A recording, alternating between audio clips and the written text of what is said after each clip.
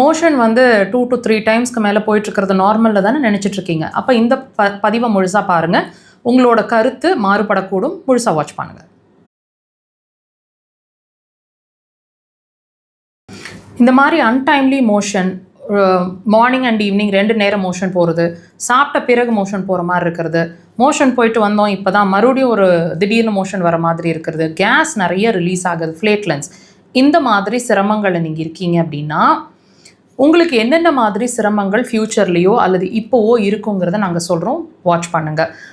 இந்த ப்ராப்ளம், அதாவது இந்த மோஷன் போகிறது, நம்ம என்ன நினச்சிட்ருக்கோம், மோஷன் கான்ஸ்டிபேஷன், அதாவது மோஷனே போக மாட்டேங்குது, ரொம்ப இறுக்கமாயிடுது, மோஷன் போகிறது ரொம்ப கடினமாக இருக்குது, எதையாவது மருந்துகள் வழியாக சாப்பிட்டு தான் நாங்கள் மோஷன் போகிறோம் அப்படின்ற சுச்சுவேஷன் எழுந்தால் மட்டும்தான் அது அப்நார்மல்னு நம்ம நினைக்கிறோம் இல்லைங்களா? நீங்களும் அப்படி தான் நினச்சிட்டு இருந்திருப்பீங்கன்னு நம்புகிறேன்.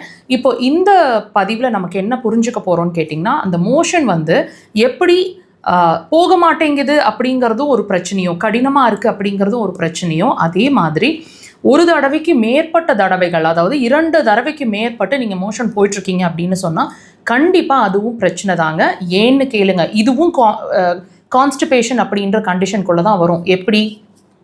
நீங்கள் ஒரு தடவை மோஷன் போய் உங்களோட கம்ப்ளீட் லார்ஜ் இன்டெஸ்டைனை க்ளீன் பண்ண வேண்டியது, இதை வந்து நீங்கள் 2வது தடவை, 3வது தடவை, 4 தடவை அன்டைம்லி மோஷன், எப்போ மோஷன் வருதுன்னே தெரிய மாட்டேங்குது, இந்த மாதிரி நீங்கள் உங்களுக்கு நடந்துட்டுருக்கு அப்படின்னா இதுவும் ஒரு அப்நார்மாலிட்டி. மார்னிங் எழுந்து ஒரு 1/2 hour to 45 minutes உங்களோட மலக்குடல் க்ளீன் ஆயிடணும். அதாவது ஒரே தடவையில் உங்கள் மோஷன் ஃப்ரீயாக இருக்கணும். இது இல்லை அப்படின்னா நான் சொன்ன கண்டிஷன்ஸ்குள்ளே நீங்கள் வரீங்கன்னா கண்டிப்பாக பைல்ஸ் வரலாம், ஃபிஷர் வரலாம், ஹெமராய்ட்ஸ் வரலாம், ஹெர்னியா வரலாம், ஹெர்னியாவில் inguinal hernia, umbilical hernia, appendix, இந்த மாதிரி கண்டிஷனில் எப்படி வேணாலும் வரலாம். இது மட்டும் இல்லைங்க, இன்னொரு காஷனும் கொடுக்குறேன். உங்களோட மலக்குடல் பாதிச்சா உங்களோட நுரையீரல் அடுத்தது பாதிக்கக்கூடும், அல்லது இப்போவே பாதிச்சுட்ருப்பீங்க. என்ன வரும்? உங்களுக்கு சளி பிடிக்கும், டஸ்ட் அலர்ஜி, வீசிங், ஆஸ்துமா, ரீனைட்டிஸ், அதாவது காலையில் எந்திரிச்சோன்னா தும்மிகிட்டே இருக்கிறது, மூக்கில் தண்ணி வடிஞ்சிட்டே இருக்கிறது, மூச்சு வந்து ஒரு நாஸ்ட்ரல் வழியாக தான் வருது, நேசல் பாலிப்ஸ், அதாவது கட்டிகள், மூக்கில் கட்டிகள் சதை வளர்ந்துருக்கிற மாதிரி இருக்கிறது, வாசனைகள் தெரிய மாட்டேங்குதுன்னு சொல்கிறது, இந்த மாதிரி என்ன வேணாலும் நுரையீரல் சார்ந்து நடக்கும். இதோட அடுத்த கண்டிஷன் உங்கள் ஸ்கின் டிசீஸ் வரைக்கும் பாதிக்கும். தயவு செய்து இது ஆரம்ப கட்டத்திலேயே ட்ரீட் பண்ணிக்கிறது நல்லது.